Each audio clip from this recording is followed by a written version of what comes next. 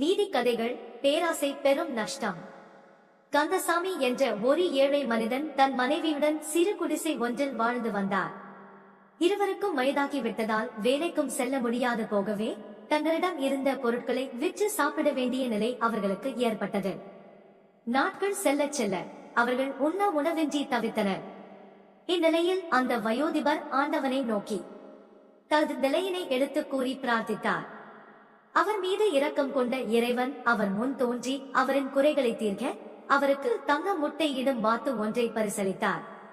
அந்த வாத்து தினம் ஒரு தங்க முட்டை இடும் என்றும் அதை விற்று அன்றாடம் குடும்பத்திற்கு தேவையானவற்றை வாங்கி வாழ்நாளை சந்தோஷமாக கழிக்கலாம் என்றும் கூறி மறைந்தார். வாத்து தினம் ஒவ்வொரு தங்க முட்டையிட்டது. அவர்கள் அதனை விற்று வாழ்க்கையை இனிதாக கழிந்தனர்.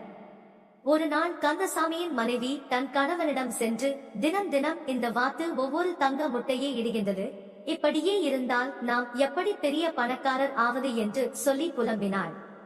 பின்னர் இந்த வாத்தின் வயிற்றில் இருக்கும் எல்லா முட்டைகளையும் நாம் எடுத்தால் அதை விற்று பெரிய பணக்காரர் ஆகிவிடலாம் என்று ஒரு உபாயமும் சொன்னாள் அந்த பேராசை பிடித்த மனைவி.